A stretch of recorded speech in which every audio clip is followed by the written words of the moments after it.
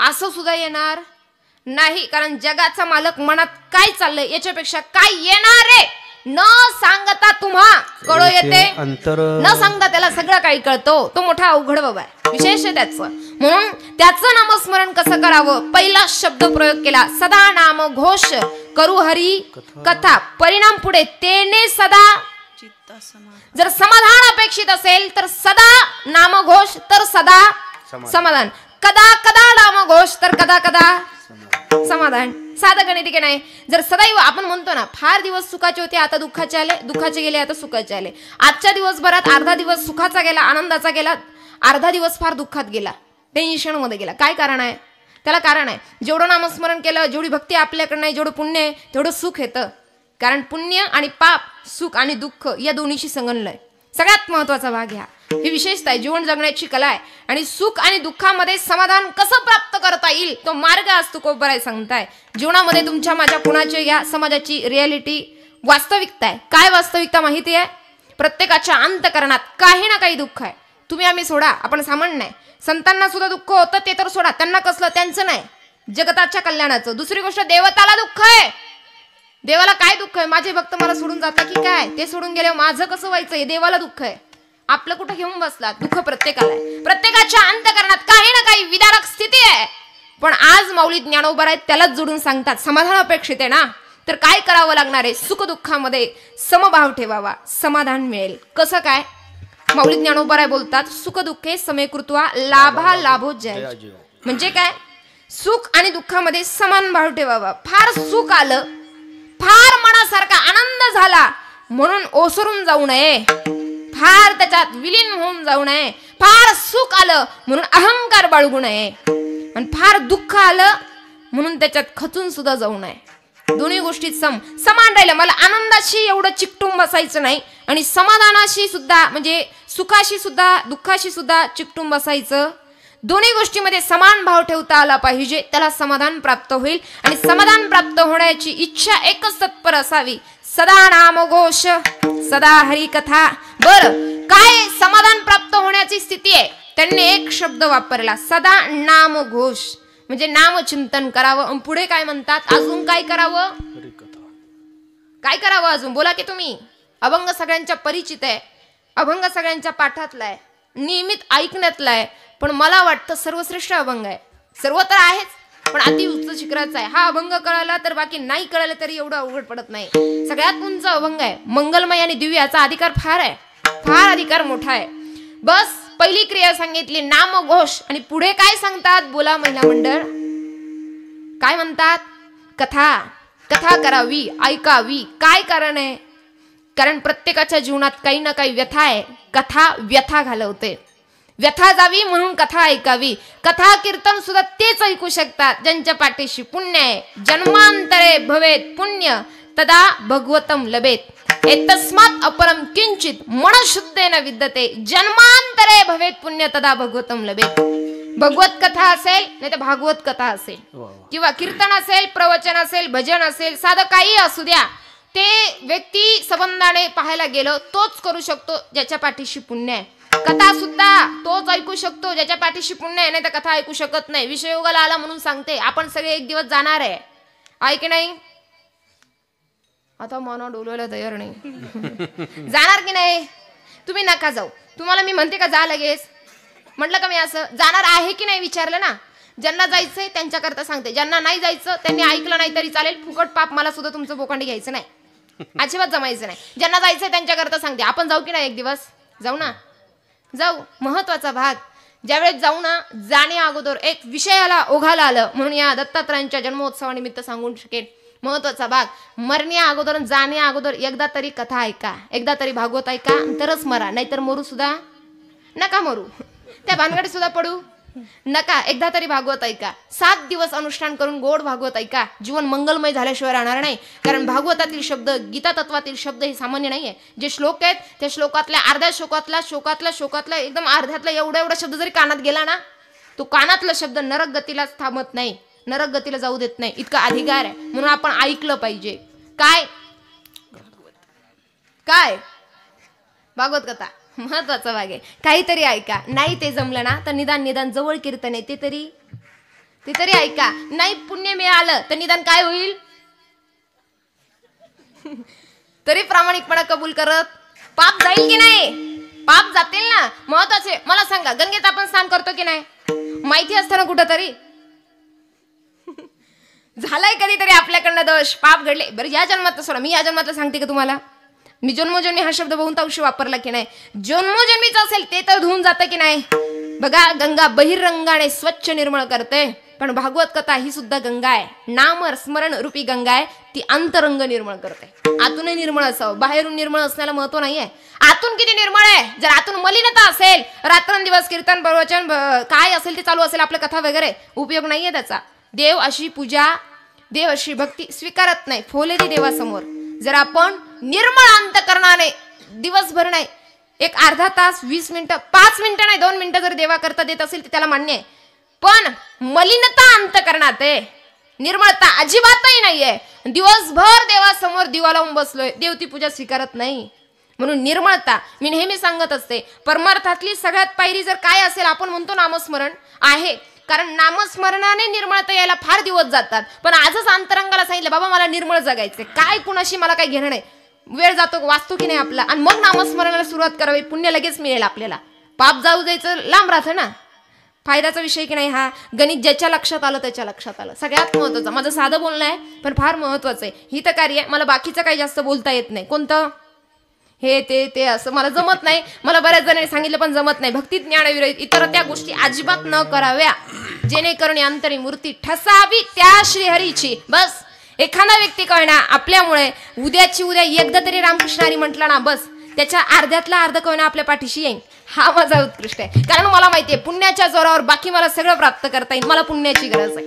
हे मी माझं सांगत नाही, तुमचं सुद्धा सांगते. आपल्याकडून एखादा माणूस, एखादा व्यक्ती, घरातील एखादी व्यक्ती परमार्थाला लागली पाहिजे, रामस्मरण त्यानं केलं पाहिजे, असा मार्ग आपण जगला पाहिजे. आधी आपणच करत नाही, दुसऱ्याला सोडून द्या, बाकीचं जाऊ द्या. आधी आपणही केलं पाहिजे. महत्वाचा भाग आहे. ज्या दिवशी तुम्ही असं कराल ना, तो व्यक्ती कायमचा परमार्थाला लागला ना, आपोआप पुण्य तुमच्या पाठीशी येत राहील. बरोबर. एखाद्या माणसाने समजा मंदिर उभारलंय, तो गेला, त्याच्या पाठीशी पुण्य चालूच राहतं. जशी मंदिरात पूजा होते, हे पुण्यकर्म आपोआप न करता सुद्धा हे पुण्य मिळवण्याचे मार्ग आहे. बरोबर की नाही? आता तुम्ही घरी गेल्यावर एखादा तरी म्हणाल रामकृष्ण हरी, मिळेल की नाही मला पुण्य? मिळेल की नाही? पुण्य मिळवण्याच्या प्रयत्नात असं मी म्हणते, त्या बाबतीत स्वार्थी असेल तरी चालेल. विठ्ठल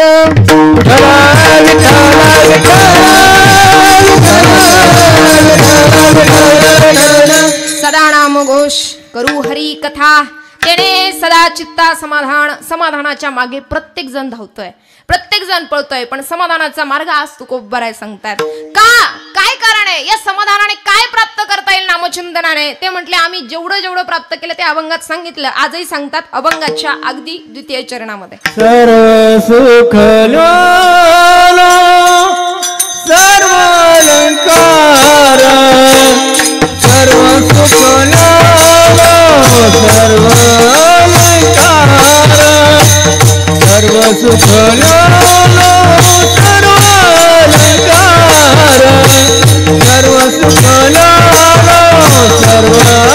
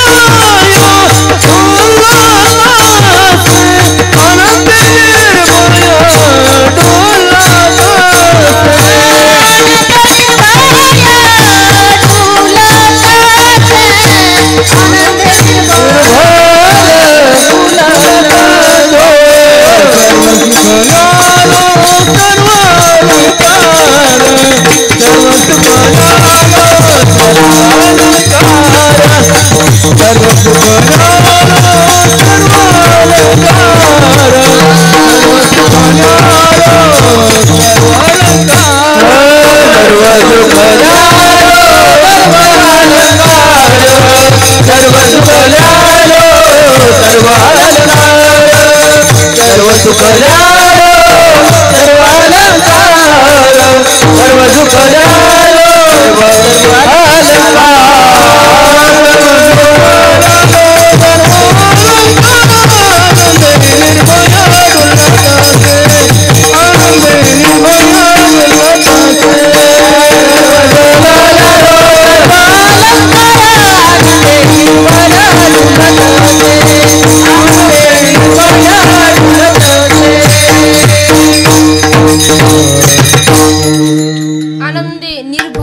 डुलत असे. सर्व मध्ये सदा नामघोष केला, सदा त्या परमात्म्याचं चिंतन केलं आणि सर्व सुखाच्या राशीवर आम्ही पोहोडलो. ते सुख आम्हाला प्राप्त झालं. आनंदाने निर्भय होऊन आम्ही डोलू लागलो. कारण काय, एवढं सुख प्राप्त झालं सदा, फक्त आम्ही सदा केलं. सदा सर्व काळ त्या परमात्म्याच्या चिंतनात राहिलो. कारण आम्हाला माहिती ते म्हणण्याकरता फार कष्ट नाहीये. आम्ही कुठेतरी भाग्यवान आहोत. आम्ही ते म्हणतोय मुखाने, ही भाग्यता आहे. भाग्यवान कुणाला म्हणावं? ज्याच्याकडे पाहिलं तरी वाटलं पाहिजे, याच्याकडे बघितलं बरोबर याला रामकृष्ण हरी म्हटलं पाहिजे.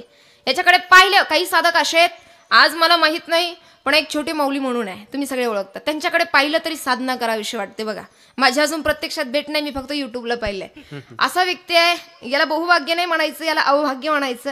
मी प्रत्यक्षात पाहिलं नाही, साधं युट्यूबला पाहिलंय. त्यांच्याकडे पाहिलं तरी असं वाटतं एकांतात जाऊन फार भगवंताचं चिंतन करावं, यांच्यासारखं आपणही बनावं. असं परमार्थिक बनण्याचा अट्टहास असावा माणसाचा. संसारिक याच्यासारखं त्याच्यासारखं या भानगडीत न पडता याच्यात पडलात ना फार फायदा आहे. पण तो फायदा ओळखण्याकरता आधी नामस्मरण करत जेव्हा जाऊ आपण तेव्हा ते लक्षात येणार आहे. असं लक्षात येणार नाहीये. फार सोपं त्या ठिकाणी आहे. संत महात्मे म्हणतात करा, सर्व सुखाच्या राशीवर पहुडल्याशिवाय राहणार नाही. सर्व सुख समाधान याच्यामध्येच आहेत.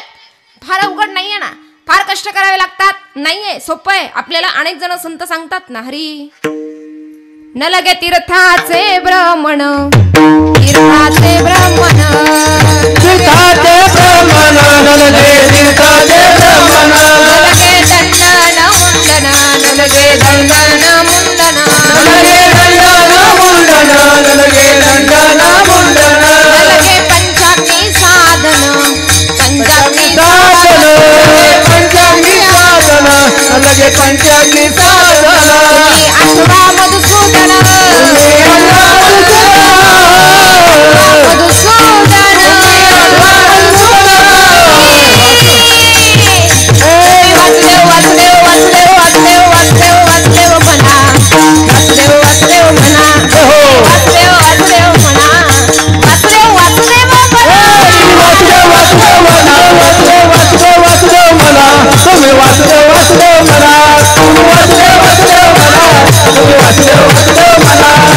माझी विनवणी, एक माझी विनवणी, माझी विनवणी, जोडूनिया कर दोनी, जोडूनिया कर दो, शरण एका जनार्दनी, शरण एका जनार्दनी,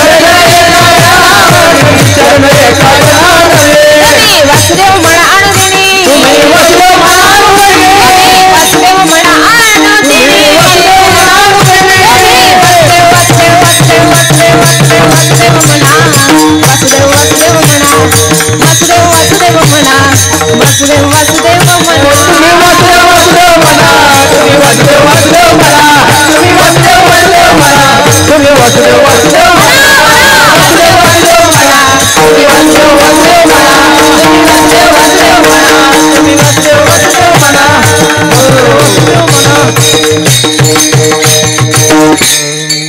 हे सुद्धा तुम्हीच म्हणा.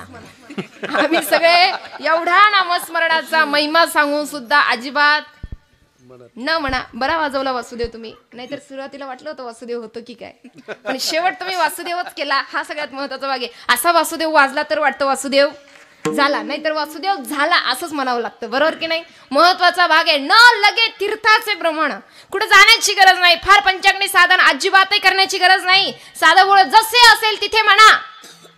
तुकोबरांच्या बाबतीत पाहतो ना आपण, ते म्हणतात अपवित्र ठिकाणी गेलो, एकाने मला पाहिलं, ते म्हटले का रे अपवित्र ठिकाणी असून सुद्धा देवाचं पवित्र नाव घेतो, तुला पटतं का असं? तुकोबरा म्हटले करू काय, मला कळत नाही. पवित्र माझी मद झाली अनवर वाचा, अनवर वाचा, माझी मद झाली अनवर वाचा, माझी मद झाली अनवर वाचा,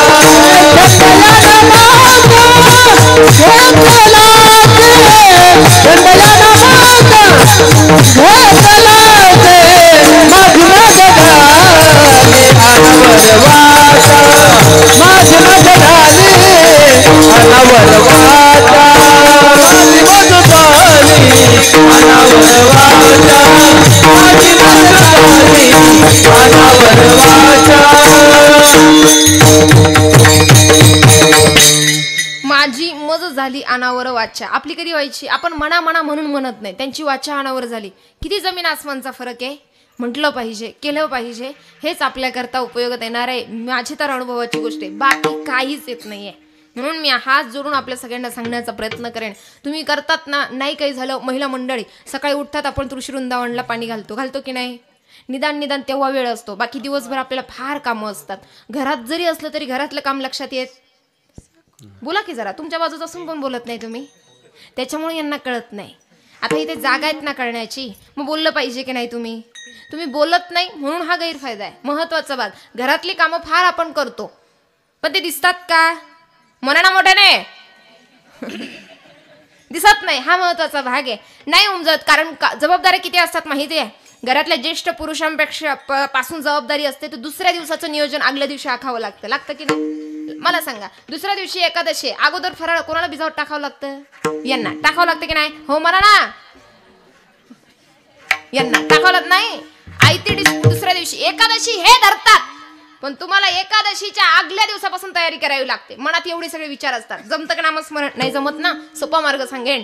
दिवसभराची सार्थकता जर करून घ्यायची असेल, 24 वेळा नाही, निदान 12 वेळा तरी ज्यावेळेस तुळशी वृंदावनाला आपण पाणी घालतो ना, त्यावेळेस म्हणा ओम नमो भगवते वासुदेवाय. बस एवढं जरी म्हटलात ना, 24 तासातून 12 तासाचं सांगते मी, 12 तासातला एक मिनिटातला अर्धा सेकंदच एवढं म्हणायला लागणार आहे. तेवढं जरी म्हटलं, 24 तास तुमचे मंगलमय जातील. आपत्कालीन संकट घरात येणार नाही, घरात अशांतता नांदणार नाही. आज कलियुगाचा दुसऱ्या प्रभावामुळे फार कठीण गोष्टी आपल्याला पाहायला मिळतात. काय आहेत? विचार करण्यासारख्या नाही आहेत, पण घराला सुख शांती लाभावी असं जर वाटत असेल, सुखाचा मार्ग घरात यावा असं जर शांतता मिळावी, घरात भगवंताचं कार्य घडावं असं जर वाटत असेल, तर घराला कवच करण्याचं काम हे आपलं आहे. कवच तयार करायचं. ते कवच माहिती का तुम्हाला? असं कवच असतं, मध्ये काही जात नाही. मग बरं जाऊ दे, कोंबडं माहिती का तुम्हाला? कोंबडी कळते का नाही? त्यांना वरून पाठी पालथी घालतात, मध्ये काही दुसरं कोणी जाऊ शकतं का? आपण उचकल्याशिवाय मध्ये काही जातं का? त्याला कवच म्हणता येईल की नाही? मध्ये ऐकतं ते असते की नाही? बरोबर की नाही? तसं कवच जर आपल्या घराला तयार करायचं असेल, तर नामस्मरण हा एकमेवच पर्याय त्या ठिकाणी आहे. ज्या नामस्मरणाच्या जीवावर संत महात्मे म्हणतात, आम्ही सर्व सुखाच्या राशीवरती पहुडलो. त्याचा परिणाम काय झाला? तुकोबाराय सांगतात आजच्या अभंगाच्या अगदी तृतीय चरणामध्ये. असो ऐसा कोठे आठवच नाही, असो ऐसा कोठे आठवच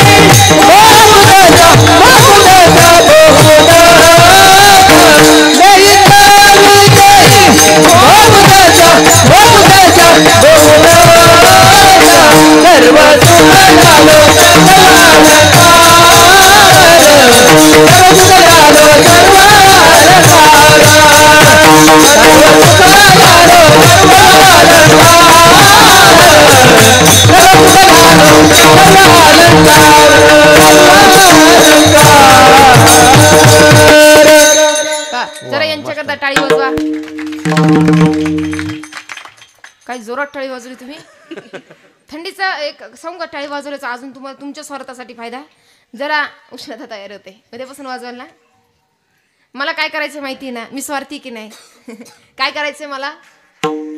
हो, किती पाठ केलंय तुम्ही. खरंच विशेषतः आहे, पुण्य कमवायचंय म्हणतात खुशाल. मला सांगा, ते एवढं सोप्याच आहे का? आपण एवढं सोपं मिळतं काय प्राप्त करायला? तुमचं तुम्हाला काम येणार आहे, काही नका देऊ मला. महत्वाचा भाग आहे फक्त पुढच्या वर्षी. महत्वाचा भाग, टाळी वाजवा. विठ्ठल.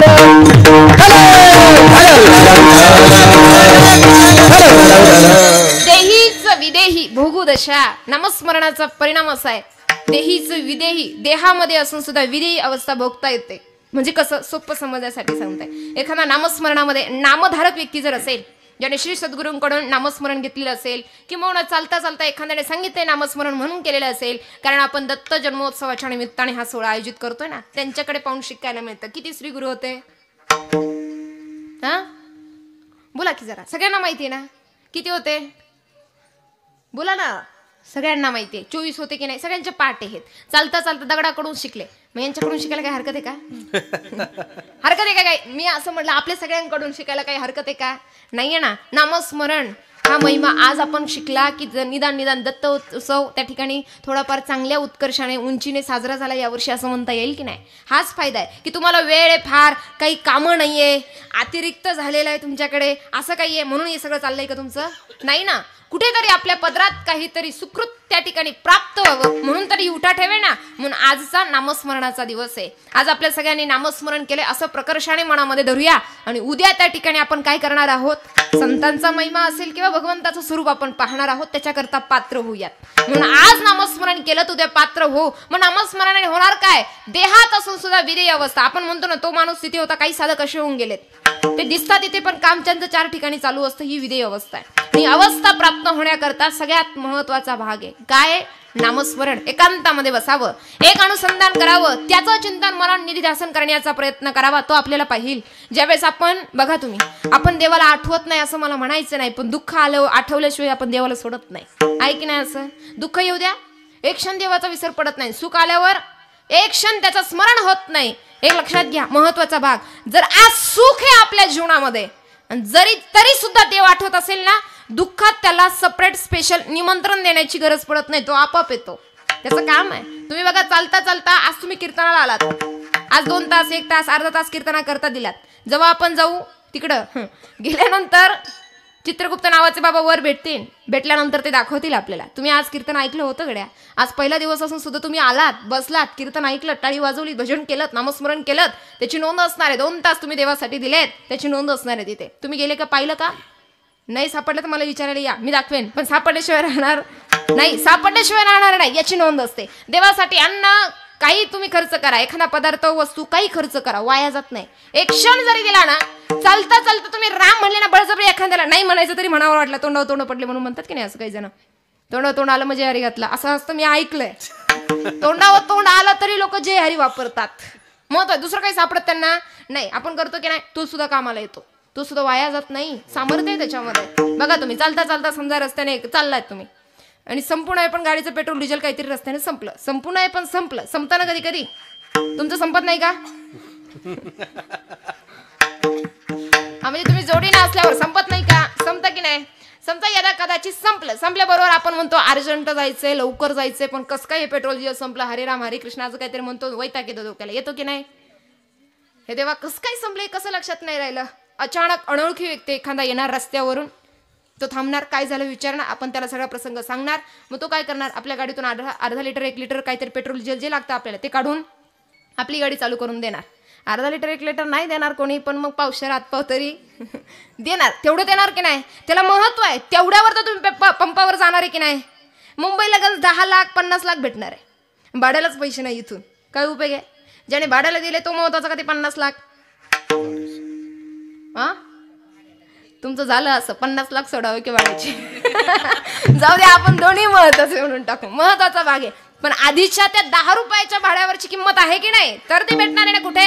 त्याने हातपाय पावशेर काही पण देऊ. मला सांगा, त्याच्याशी तुमची ओळख असते का देणार अशी? काही घेणं असतं, काही नातेवाईक असतो, काही नाही, सोयरा धारण असतो, तरी तो देतो की नाही? मला सांगा, तो देतो असं तुम्हाला वाटतं का? नाही. सुरुवातीला जे तुम्ही म्हटलात ना, हरे राम हरे कृष्ण हरे देवा, तो देव कुणाच्या तरी बुद्धीत प्रवेश करेन, आपलं काम करतो. म्हणून लक्षात घ्या, कुणाच्या तरी बुद्धीत प्रवेश करून तो काम करेन. लोकांना डोक्यावर घेण्याची गरज नाही. मी नेहमी सांगते, लोकांना त्याचा राग पण येतो. पण कसं असतं कीर्तनात खरं बोलायचं असतं कीर्तनकार सोडून. सगळ्यात महत्वाचा भाग कसा असतो, हा सत्य आहे. माझं वास्तव तुम्हाला पडतं की नाही पडत मला माहित नाही. लोकांचं कौतुक करण्यापेक्षा, याला त्याला डोक्यावर घेण्यापेक्षा, याची त्याची स्तुती करण्यापेक्षा, याला त्याच्या पुढं करण्यापेक्षा मला वाटतं देवाच्या पुढं करा. जो कधीच वेळेवर आपल्याला उपयोगात येत नाही ना, त्याच्या बुद्धीत देव प्रवेश करेन, आपलं काम करेल. तो प्रत्यक्षात नाही येऊ शकत, पण अप्रत्यक्षरित्या त्याच्या बुद्धीत जाईल, आपलं काम करेल. आपलं झालं असं, देवाला अग्रगण्य स्थान सोडून दिलं, लोकांना डोक्यावर घेत बसलो, याच्या पुढं कर त्याच्या पुढं कर. घेणं काय पडलं, नाही घेणं पडलं. सगळ्यात महत्वाचा भाग सांगते, तुम्ही देवाला आपलंसं करा. जो आपलं कधीच ऐकत नाही, सरगाव म्हणतं बघा ना, हे कधीच सप्त्याला वर्गणी न देणार आहे. मी इथलं सांगत नाही, इकडचं तिकडचं सांगते. महत्वाचा भाग कधीच न देणार, आणि ह्या वर्षी डायरेक्ट 21,000ची पावती फाडली.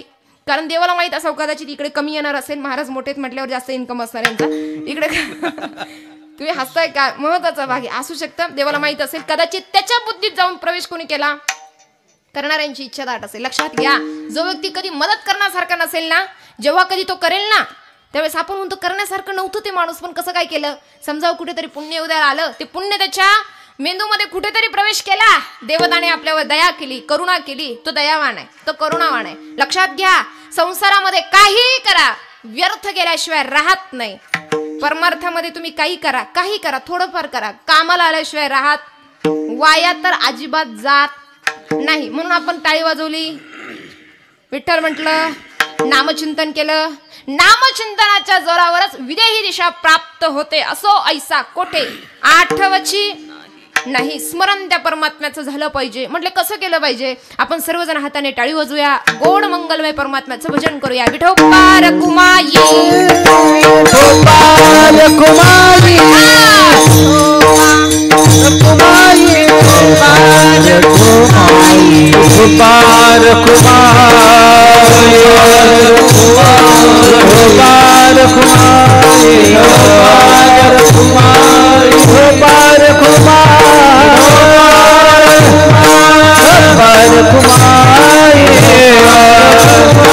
गोपाल कुमारी, गोपाल कुमारी, गोपाल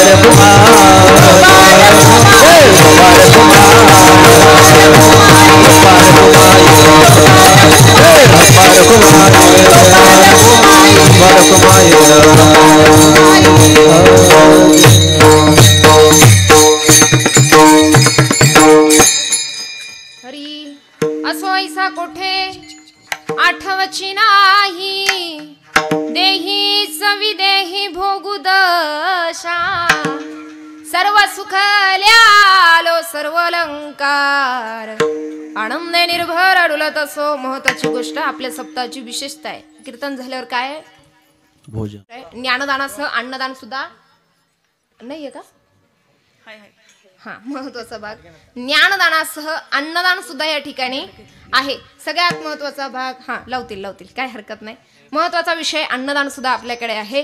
तुझी जी अन्नदान करणारी मंडळी आहे, या सप्ताहाला वर्गणी देणारी मंडळी आहे, या सप्ताहामध्ये अन्नाचा कण जरी देणारी असेल, एवढं सोडा जाऊ द्या, या सप्ताहामध्ये चटाई टाकणारा असेल, इथे झाडझूड करणारा असेल, लोकांच्या चपला बाजूला लोटणारा असेल, काही का करणारा असेल, काही मंदिर साफसूफ करणारा असेल, त्या प्रत्येकाला मागण्याचा अधिकार जागराच्या दिवशी, काल्याच्या दिवशी प्रसाद असतो. हे नाही मिळालं तरी त्याला पुण्य प्राप्त होतं. मग असं मनात आणायचं नाही, मी रात्री झाडलो होतो, लोकांनी पाहिलं नाही, आता काय करायचं, घेणं पडलं नाही. जगाचा मालक पावलं पावले आपल्याकडे पाहतो. तुम्ही अन्नदान करतायत, नसेल का पावतीत आणि डायरीत नोंद, जगाचा मालकाने पाहिलंच ना, तो पाहतोय. तुम्ही रात्री करतात की दिवसा करतात पाहताय. साखर पाहिली का नाही तुम्ही, देऊ नका, पाहिली का नाही विचारलं, पाहिलीत ना, गोड असते की कडू, बरं जाऊ दे. साखर कशी असते मला सांगा बरं पटकन. बरं, साखर गोड असते, चवीला कशी असते, मग साखर दिसते कशी, मी असं विचारलं, साखर असते कशी, हा साखर असते कशी, सफेद, बरोबर, चौकोनी आयताकृती. मग आता पुढचा प्रश्न आहे का, साखर चवीला असते कशी, गोड, बरोबर. पण साखरेचं वैशिष्ट्य अनुभवलं, कोणी अनुभवले असेल, साखरेचं वैशिष्ट्य बघा फार मार्मिक आहे. तुम्ही साखर दिवसा खातात, आपण दिवसा खातो, रात्रीचं सहजासहजी कोणी खात नाही. आले पाहुणे, कीर्तनकार महाराज वगैरे, कोणी चहा वगैरे, आपण साखर वगैरे देतो, महत्वाचा भाग. पण साखर तुम्ही थोडी घ्या किंचित, आणि रात्रीची खाऊन बघा, अशी त्याचं वैशिष्ट्य आहे. रात्रीची थोडी साखर खायची, दिवसाचं जाऊ द्या, पण रात्रीची थोडी खाऊन बघा साखर, थोडीशी किंचित कडसर लागेल की नाही, अगदी बरोबर आहे. साखर दिवसा खा नाहीतर रात्री खा, घरची खा नाही तर दारची खा नाही तर पाहुण्याची खा, सकाळी खा नाही तर संध्याकाळी खा, उठून खा नाही तर बसून खा, कशीही खा, गोडच लागते की नाही. परमार्थ तसाच आहे. लौकिकता म्हणून करा, अलौकिकता म्हणून करा, लोक म्हणून करा नाही ते एकांत म्हणून करा, लोकांत म्हणून करा, किंबहुना देव म्हणून करा, किंवा सहज करावं वाटलं म्हणून करा, किंवा व्यवसाय म्हणून, धंदा म्हणून, करिअर म्हणून करा. माझा शब्द नीट ऐका हा, याच्यात अनर्थ होऊ शकतो. सगळ्यात महत्वाचा भाग, तरी त्याची फलश्रुती प्राप्त होतेच, हा सगळ्यात महत्वाचा भाग आहे. साखर बघा ना तुम्ही, नुसती खाल्ली गोडे एवढंच नाही, साखर चौकोनी आयताकृती असे खडे तिरपे वाकडे असतात की नाही. बरं, चौकोनी साखर असते की नाही. आता याच्यात काही कोडं वगैरे नाहीये, सरळ माझं बोललं. साखर चौकोनी आयताकृती असते की नाही. साखर चौकोनी आहे, पण एका बाजूने चाकली तर गोड लागते, दुसऱ्या बाजूने गोडच लागते. साखर कोणत्या बाजूने चाखा गोडच आहे. परमार्थ कसाही करा आणि कसाही नाही करा तरी सुद्धा परमार्थ सुद्धा गोड आहे, तो केला पाहिजे. तुम्ही रात्री करा, कुणी पाहतंय ना तरी करा, कुणी पाहत नाही ना तरी करा. जगाचा मालक पावलोपावली आपल्याकडे पाहतोय, हा सद्भाव ठेवून त्याचं नामचिंतन करा. जीवनामध्ये उत्कर्ष साधेल, आपलं हित साधेल आणि या जन्मातलं कल्याण होईल. हाच नामस्मरणाचा आघात महिमा आज तुकोबर आपल्याला सांगण्याचा प्रयत्न करतात. विठ्ठल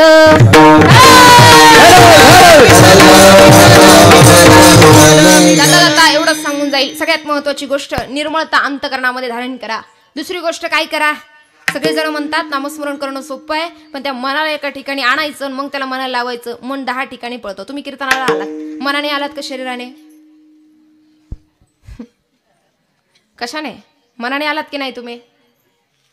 कशाने आलात? बोला पटकन. तुम्हाला फार प्रश्न केलेत ना मी, पण तुमच्या प्रश्नात तुमचेच उत्तर होते, म्हणून मी तुमच्या स्वार्थासाठी केले. महत्वाचा भाग. आणि मला त्याच्याशिवाय कीर्तन जमत नाही. तुम्हाला पटलं नाही तर बोलू, काही अडलं नाही त्याच्यापासून. 2 तास मी घरी चिंतन नामस्मरण करेल, हेच मला सांगायचंय. याच्यात खरी सार्थकता आहे, याच्यातच खरी सार्थकता आहे. मला सत्य बोलण्याची सवय. महत्वाचा भाग काय माहिती आहे? सगळ्यात विशेषता काय आहेत? काय बोलत होते मी?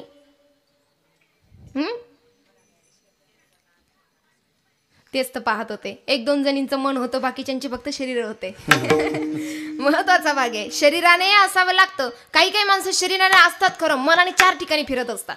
इथं समोर दिसतात, ते समोर शरीराने दिसतात, मन तिसरीकडेच असतं. मानही डोलत असतात ते सहजासहजी, अशी इथले नाही पण तिकडचे, पण ते मनाने 4 ठिकाणी असतात. कीर्तनात असं होत नाही. मनाने बसा, शरीराने बसा. जेवढा काळ आपल्याकडे ही सेवा आहे, कीर्तन आहे, तोपर्यंत ऐका. सर्वांगाचे कान उंच करून ऐकत जा, जेणेकरून स्वतःच्या जीवाकरताच हे कामाला येणार आहे. काय कारण आहे? तुकोबरा म्हणतात, या नामस्मरणाचा महिमा एवढा दिव्य अनुभवलात आम्ही. काय काय अनुभवलात माहिती आहे?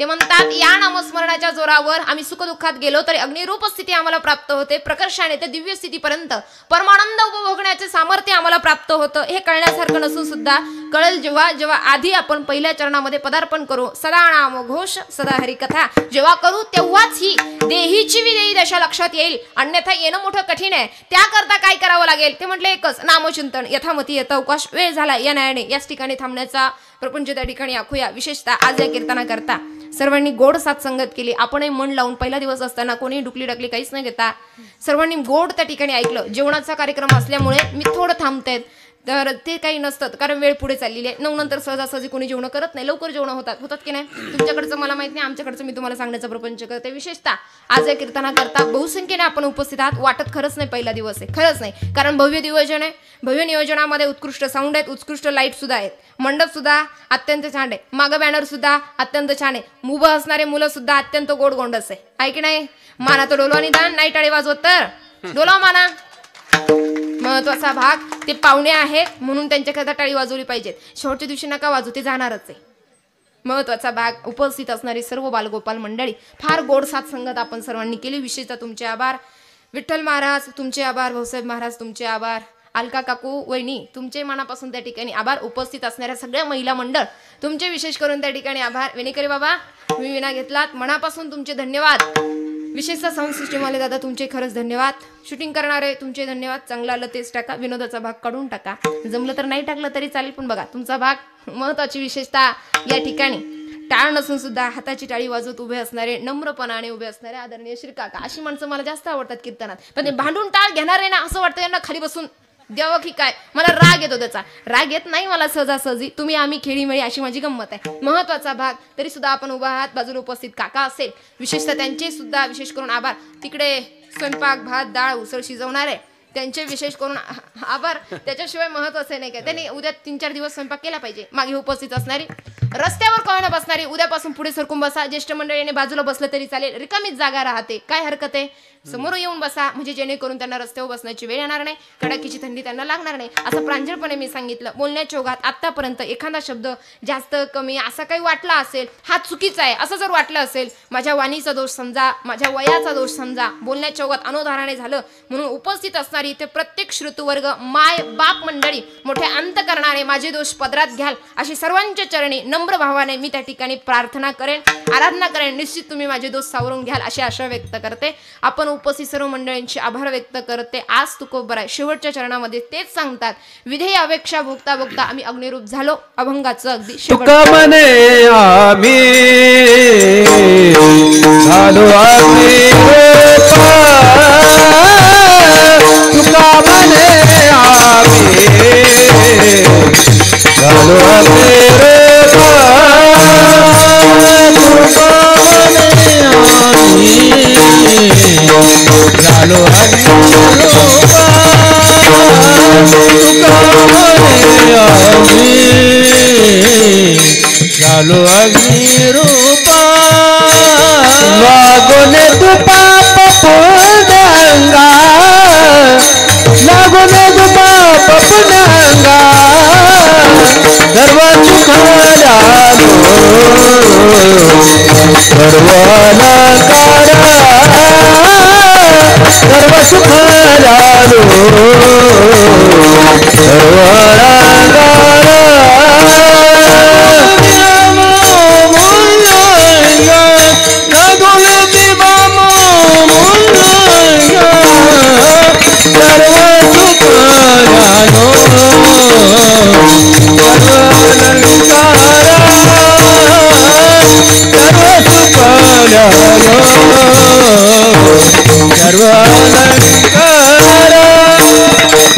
आनंद निर्भर डुलत नसो, आनंद निर्भर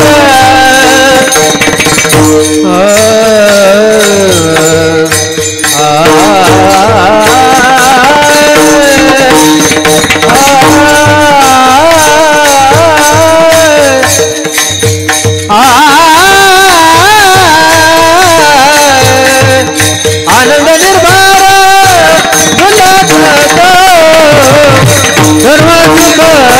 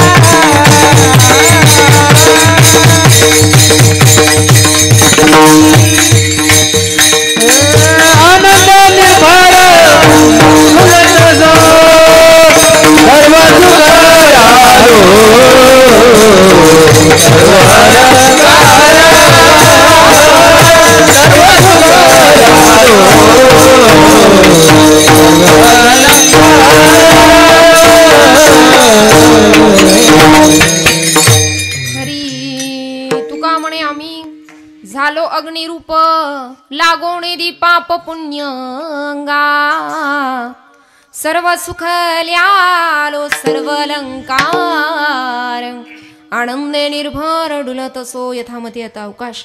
आज आपल्या सर्वांच्या पवित्र दर्शनाचा योग श्री दत्तात्रयांच्या पवित्र दिव्य प्रांगणामध्ये ही सेवा करण्याचं सद्भाग्य ज्यांच्या माध्यमातून प्राप्त झालं असे आपल्या सप्ताहामध्ये गोड मृदुंगाची साथसंगत करणारे आदरणीय सचिनजी महाराज मनापासून त्यांच्या ठिकाणी आभार. या कार्यक्रमाची सर्व संयोजक आयोजक नियोजक मंडळी असेल सर्व कार्यकर्ते मंडळी त्यांचे विशेष करून आभार. विशेषतः आज या कार्यक्रमात शेवट कोयना गोड अशी गोड आवाजात चाल म्हटल्यात ताई मनापासून त्यांचे विशेष करून त्या ठिकाणी आभार. शेवटचं आपण सर्वजण मिळून भजन करूया. भजन झालं की लगेच भोजन ज्ञानेश्वर